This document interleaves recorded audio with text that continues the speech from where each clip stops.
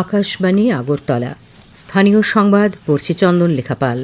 এখনকার বিশেষ বিশেষ খবর হলো, মুখ্যমন্ত্রী অধ্যাপক ডক্টর মানিক সাহা বলেছেন, রাজ্য সরকার আগরতলা ডেন্টাল কলেজে গবেষণা ও প্রশিক্ষণ পরিকাঠামো আরও শক্তিশালী করার পরিকল্পনা গ্রহণ করেছে। মৎস্যমন্ত্রী সুধাংশু দাস বলেছেন, রাজ্য সরকার মৎস্য চাষে স্বয়ংভরতা অর্জনের লক্ষ্যে কাজ করে চলেছে। 5 দেশ সফর শেষে প্রধানমন্ত্রী নরেন্দ্র মোদী দেশে ফিরে এসেছেন। কেন্দ্রীয় অর্থমন্ত্রী নির্মলা সীতারামন বলেছেন যে নন ব্যাংকিং আর্থিক সংস্থা বা এনবিএফসির ক্ষেত্রে ঋণ আদায়ে ন্যায়সঙ্গত, সহানুভূতিশীল এবং সম্মানজনক পদ্ধতি অনুসরণ করা উচিত। এবারে আসছি বিস্তারিত সংবাদে। মুখ্যমন্ত্রী অধ্যাপক ডক্টর মানিক সাহা বলেছেন, রাজ্য সরকার আগরতলা ডেন্টাল কলেজে গবেষণা ও প্রশিক্ষণ পরিকাঠামো আরও শক্তিশালী করার পরিকল্পনা নিয়েছে। এই লক্ষ্যে কলেজের চিকিৎসকদের কাছ থেকেও বেশ কিছু গুরুত্বপূর্ণ প্রস্তাব গ্রহণ করা হয়েছে। আজ আগরতলা ডেন্টাল কলেজ পরিদর্শনকালে মুখ্যমন্ত্রী সাংবাদিকদের একথা বলেন। তিনি জানান, এই কলেজের চিকিৎসা পরিষেবার মানোন্নয়নের জন্য আজ কলেজের অধ্যক্ষ, বরিষ্ঠ চিকিৎসক ও স্বাস্থ্য দপ্তরের আধিকারিকদের নিয়ে তিনি বৈঠক করেছেন। এই কলেজকে যাতে ভবিষ্যতে আরো ভালো করা যায়, কারণ এটা প্রথম দিকে যদি আমরা নেম এন্ড ফেম আমরা আনতে পারি, তাহলে সমস্ত ভারতবর্ষের কিন্তু এটা চারিদিকে ছড়িয়ে পড়বে। তাহলে মানুষ আগরতলা গভর্নমেন্ট ডেন্টাল কলেজ সম্পর্কে জানবে।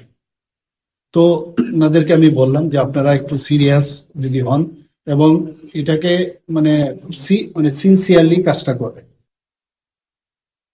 মুখ্যমন্ত্রী জানান, ডেন্টাল কলেজের হস্টেল নির্মাণের কাজ দ্রুততার সঙ্গে শেষ করতে সংশ্লিষ্ট কর্তৃপক্ষকে নির্দেশ দেওয়া হয়েছে।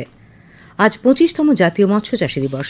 1957 সালে বিশিষ্ট মৎস্যবিজ্ঞানী অধ্যাপক ডক্টর হীরালাল চৌধুরী ও ডক্টর KH আলীকুনহির অনবদ্য প্রয়াসে ভারতীয় মৎস্য চাষে প্রজননগত অসাধারণ সাফল্যের স্বীকৃতিস্বরূপ এই দিনটি উদযাপন করা হয়।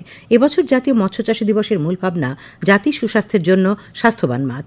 জাতীয় মৎস্য চাষী দিবস উপলক্ষে আজ লেম্বুছড়ায় কলেজ অফ ফিশারিজ আয়োজিত অনুষ্ঠানে মৎস্যমন্ত্রী সুধাংশু দাস বলেছেন, রাজ্যকে মৎস্য চাষে স্বয়ংভর করার জন্য সরকার কাজ করে চলেছে। রাজ্যে স্থানীয় মাছের চাহিদা বেশি হওয়ায় মাছের চাষ সবচাইতে লাভজনক বলে অভিমত ব্যক্ত করেন তিনি।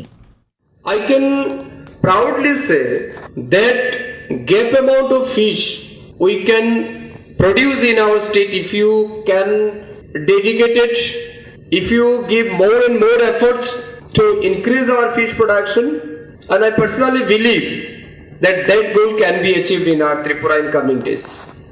মৎস্য চাষে সমৃদ্ধির লক্ষ্যে উদ্ভাবনী প্রযুক্তির কর্মশালা, প্রদর্শনী এবং উত্তর পূর্বের সেরা মৎস্য চাষীদের পুরস্কৃত করা হয়। অনুষ্ঠানে উপস্থিত ছিলেন কলেজ অফ ফিশারিজের ডিন অধ্যাপক অরুণ ভাই প্যাটেল, নাবার্ডের জেনারেল ম্যানেজার অনিল এস কাটমিরে, কেন্দ্রীয় কৃষি বিশ্ববিদ্যালয় ইম্ফলের নির্দেশনা বিভাগের অধিকর্তা ইন্দিরা সারাংথেম, মৎস্য অধিকর্তা সন্তোষ দাস। জাতীয় মৎস্য চাষী দিবস উপলক্ষে আজ ধলাই জেলার আভাঙ্গা মৎস্য তত্ত্বাবধায়কের উদ্যোগে গারদটিলা মৎস্য চাষী প্রশিক্ষণ কেন্দ্রে মাছের প্রজননের বিষয়ে কর্মশালার আয়োজন করা হয়। উপস্থিত ছিলেন দুর্গাচৌমোহনী পঞ্চায়েত সমিতির চেয়ারম্যান ভানুপ্রতাপ লোদি, কমলপুর নগর পঞ্চায়েতের চেয়ারম্যান প্রশান্ত সিনহা, আভাঙ্গা মৎস্য তত্ত্বাবধায়ক সুমেন শীল। অনুষ্ঠানে 2 জন মৎস্য চাষী এবং একটি স্বসহায়ক দলকে মৎস্য চাষে উল্লেখযোগ্য সাফল্যের জন্য পুরস্কৃত করা হয়। বিধানসভার মুখ্য সচেতক কল্যাণী রায় বলেছেন, সমাজ থেকে নেশা ও বাল্যবিবাহের মতো সামাজিক ব্যাধিগুলি দূর করতে হলে নারী পুরুষ সবাইকে ঐক্যবদ্ধভাবে এগিয়ে আসতে হবে। আজ আগরতলার কুঞ্জমস্থিত SCRT মিলনায়তনে সমগ্র শিক্ষা আয়োজিত 2 দিনের জেলাভিত্তিক কিশোর উৎকর্ষ মঞ্চের উদ্বোধন করে তিনি কথা বলেন। তিনি বলেন, এই আয়োজনের মূল উদ্দেশ্য উৎকর্ষতার নিরিখে একটি প্ল্যাটফর্ম দেওয়া, যাতে মেয়েরা তাদের চিন্তাভাবনার বিকাশ ঘটাতে পারে এবং তারা আত্মপরিচয়ের সুযোগ পায়। কারণ মেয়েরা পুরুষদের চেয়ে কোনো অংশেই পিছিয়ে নেই, সংবিধান আমাদের সেই অধিকার দিয়েছে। তিনি বলেন, মহিলাদের সুরক্ষা ও সমান অধিকারের লক্ষ্যেই প্রধানমন্ত্রী নানা কর্মসূচি গ্রহণ করেছেন, যার মধ্য দিয়ে মহিলারা আত্মনির্ভর হতে পারেন। রাজ্য সরকারও সেই লক্ষ্যেই কাজ করছে। এই অনুষ্ঠানে বক্তব্য রাখেন পশ্চিম ত্রিপুরা জেলা পরিষদের ভারপ্রাপ্ত সভাধিপতি বিশ্বজিৎ শীল, SCRTর অধিকর্তা L Darlong, district project coordinator Pallabkanti Saha. 2 দিনের কিশোর উৎকর্ষ মঞ্চের অনুষ্ঠানে পশ্চিম জেলার বিভিন্ন বিদ্যালয় থেকে 50 জন নির্বাচিত ছাত্রী অংশ নেয়। এই মঞ্চে তাদের মত প্রকাশ, শিক্ষা ও লিঙ্গ বিষয়ক সচেতনতা বৃদ্ধি, বিতর্ক প্রতিযোগিতা, চিত্রকলা সহ বিভিন্ন বিষয়ে সুপ্ত প্রতিভা তুলে ধরা হবে। আজ গুরু পূর্ণিমা। ভারত ঐতিহ্য অনুযায়ী গুরু পরম্পরার প্রতি শ্রদ্ধা নিবেদনের তিথি। প্রধানমন্ত্রী নরেন্দ্র মোদী আজ গুরু পূর্ণিমা উপলক্ষে দেশবাসীকে শুভেচ্ছা জানিয়েছেন। মুখ্যমন্ত্রী অধ্যাপক ডক্টর মানিক সাহাও গুরু পূর্ণিমার শুভেচ্ছা জানান। প্রধানমন্ত্রী নরেন্দ্র মোদী আজ গুরু পূর্ণিমা উপলক্ষে শুভেচ্ছা বার্তায় সবার সাফল্য কামনা করেন। রাজ্যে এই তিথি উদযাপনে নানা আয়োজন করা হয়। আগরতলা রামকৃষ্ণ মিশন, জগন্নাথজিউ মন্দির, ইস্কন মন্দির সহ প্রায় সব মন্দির ও বিভিন্ন আশ্রমে দিনটি উদযাপনে গুরুপূজার আয়োজন করা হয়। বিভিন্ন শিক্ষা প্রতিষ্ঠানের উদ্যোগে দিনটি পালন করা হয়। গুরু পূর্ণিমা উপলক্ষে সাংসদ রাজীব ভট্টাচার্য আজ ধলেশ্বর রামকৃষ্ণ মিশনে স্বামী অমর্তানন্দ মহারাজের সঙ্গে সাক্ষাৎ করেন। মেয়র দীপক মজুমদার আজ রাজ্যের বিশিষ্ট শিক্ষাবিদ তথা ত্রিপুরা মধ্য শিক্ষা পর্ষদের সভাপতি ধনঞ্জয় গণ চৌধুরীকে সম্বর্ধনা জানান। খবর প্রচারিত হচ্ছে আকাশবাণীর আগরতলা কেন্দ্র থেকে। আকাশবাণীর সংবাদের আপডেট পেতে লগ ইন করুন www.newsonair.com এবং নিউজ অন এয়ার অ্যাপ এবং টুইটার ও ফেসবুক প্ল্যাটফর্মে এআইআর নিউজ অ্যালার্টসে। ইউটিউবে লক্ষ্য রাখুন নিউজ অন এয়ার অফিসিয়ালে। এছাড়াও আকাশবাণী আগরতলার সংবাদের আপডেট পেতে দেখুন টুইটার বা এক্স হ্যান্ডেলে আকাশবাণী নিউজ আগরতলা, ফেসবুকে এআইআর নিউজ আগরতলা এবং ইউটিউবে আকাশবাণী নিউজ আগরতলা। প্রধানমন্ত্রী নরেন্দ্র মোদী ঘানা, ত্রিনিদাদ ও টোবাগো, আর্জেন্টিনা, ব্রাজিল এবং নামিবিয়া সফর শেষে নতুন দিল্লি ফিরে এসেছেন। প্রধানমন্ত্রী তার সফরকালে ভারতের সঙ্গে সম্পর্ক আরও জোরদার করার বিষয়ে আলোচনা করতে ওই দেশগুলির রাষ্ট্রপ্রধানদের সঙ্গে মত বিনিময় করেন। শ্রী মোদী রিও ডি জেনেরোতে ব্রিক্স শীর্ষ সম্মেলনে যোগ দেন।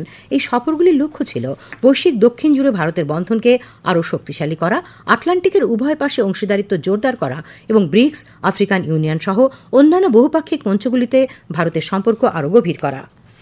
কেন্দ্রীয় অর্থমন্ত্রী নির্মলা সীতারামন বলেছেন যে নন ব্যাংকিং আর্থিক সংস্থার ক্ষেত্রে ঋণ আদায় ন্যায়সঙ্গত, সহানুভূতিশীল এবং সম্মানজনক পদ্ধতি অনুসরণ করা উচিত, আর সেটা অবশ্যই আরবিআইয়ের নির্দেশিত বিধিবদ্ধতা কঠোরভাবে মেনে হওয়া উচিত। নতুন দিল্লিতে এনবিএফসি সিম্পোজিয়ামে 2025 ভাষণ দেওয়ার সময় আজ কথা বলেন তিনি আরও বলেন, ঋণের বিষয়টি গ্রাহকদের প্রকৃত চাহিদা এবং পরিশোধের ক্ষমতার উপর ভিত্তি করে হওয়া উচিত। Would be financial inclusion cannot be used as a pretext for financial exploitation. I say this consciously because we get repeatedly reports of how financial inclusion intent of the government, while getting executed in the ground, has brought in, I would believe, inadvertently, an exploitation element which has to be carefully weeded out. We do not বন দপ্তরের পরিচালনায় ধলাই ও উত্তর ত্রিপুরা জেলায় সফলভাবে রূপায়িত হচ্ছে Indo German প্রকল্প। একটি প্রতিবেদন। রাজ্য সরকারের সঙ্গে চুক্তি অনুযায়ী 2020 থেকে ধলাই উত্তর জেলায় কার্যকর হচ্ছে ইন্দো জার্মান প্রকল্প। 7 বছরের এই প্রকল্পে বিনিয়োগ হবে 280 কোটি টাকা।